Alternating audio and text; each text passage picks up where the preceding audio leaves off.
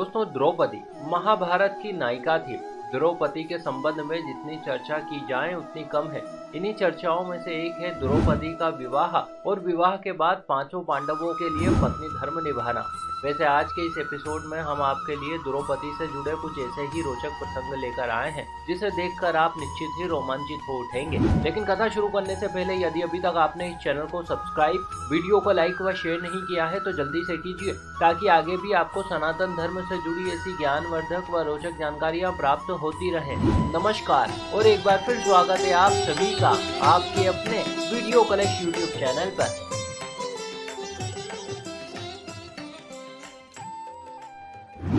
दोस्तों, द्रौपदी जन्म से बड़ी ही अद्भुत थी। कहते हैं उसका जन्म हवन कुंड से हुआ था। बात उस समय की है जब राजा द्रुपद अपने शत्रु द्रोणाचार्य के वध के लिए पुत्र प्राप्ति का यज्ञ करवा रहे थे। तब उसी यज्ञ के हवन कुंड की अग्नि से एक पुत्र के साथ साथ द्रौपदी उत्पन्न हुई, जिसकी वजह से उसका नाम याज्ञानी पड़ा। आगे चलकर राजा ने बड़े ही ठाट बाट से द्रौपदी की परवरिश की। धीरे धीरे करके समय यूं ही बीतता चला गया और बीतते समय के साथ ही द्रौपदी अब जवान हो गई। तदनंतर एक दिन राजा ने अपनी पुत्री के लिए स्वयंवर का आयोजन रखा, जिसमें कई नामी ग्रामी राजाओं ने भाग लिया। इस स्वयंवर को जीतने की शर्त ये रखी गई कि जो भी नीचे पात्र में परछाई देखकर ऊपर पहिए पर घूमती मछली की आंख में निशाना लगा देगा, राजकुमारी उसके गले में वरमाला डाल देगी। एक के बाद एक कई राजाओं ने प्रयास किया, किंतु सभी विफल रहे। अंततः एक सन्यासी ने लक्ष्य भेद दिया। ये दृश्य देख वहां पर उपस्थित सभी सभासद दंग रह गए।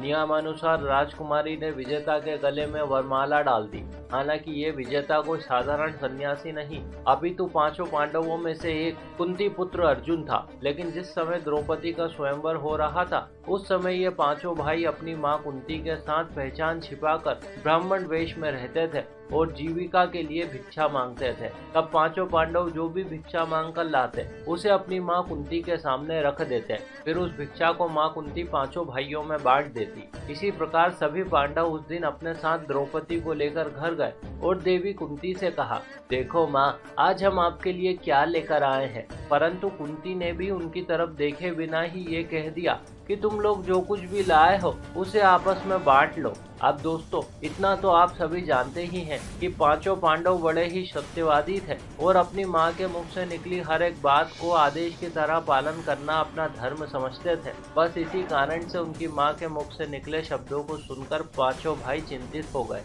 इतना ही नहीं, अपितु जब देवी कुंती ने द्रौपदी को देखा तो वे भी बड़ी विचलित हो गई। वो बोली, पुत्र युधिष्ठिर, अब तुम ही कोई ऐसा रास्ता निकालो जिससे द्रौपदी के साथ कोई अनर्थ भी ना हो और मेरे मुख से निकली बात का मान भी रह जाए। लेकिन दोस्तों, धर्मराज युधिष्ठिर कोई रास्ता नहीं निकाल पाए।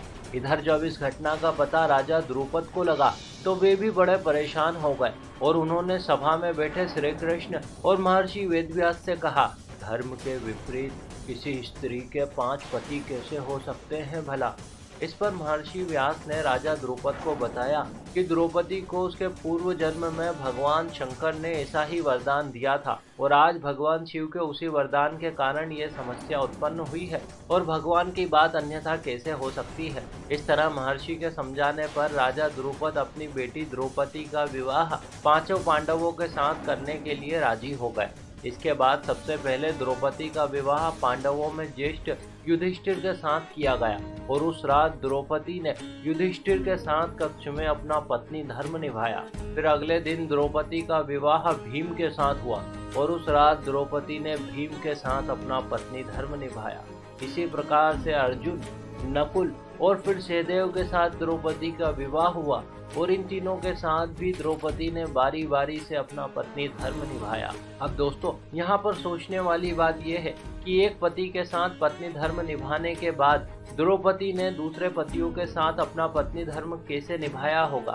दरअसल इसके पीछे भी भगवान शिव का ही वरदान था, क्योंकि जब भगवान ने द्रौपदी को 5 पति प्राप्त होने का वर दिया तब वे ये बात अच्छे से जानते थे कि यदि कन्या एक बार किसी के साथ रमण कर ले तो इससे उसकी कौमार्यता नष्ट हो जाती है। इसी कारण उन्होंने द्रौपदी को साथ में ये वर भी दिया था कि प्रतिदिन वो कन्या रूप में प्राप्त हो जाएगी। इसीलिए द्रौपदी अपने 5 पतियों को कन्या रूप में ही प्राप्त हुई थी। साथ ही संतान प्राप्ति के लिए भगवान कृष्ण ने यह सुझाव दिया था कि प्रतिवर्ष द्रौपदी एक ही पांडव के साथ अपना समय व्यतीत करे और जिस समय वो अपने कक्ष में किसी एक पांडव के साथ रमण कर रही हो उस समय उसके कक्ष में कोई अन्य पांडव प्रवेश ना करे। तो दोस्तों, ये थी कथा द्रौपदी की। आशा करते हैं आपको हमारा प्रस्तुतिकरण व प्रयास जरूर अच्छा लगा होगा। आपने हमें इतने प्रेम से सुना, इस सब के लिए आपका बहुत बहुत आभार। मिलते हैं अगले वीडियो में।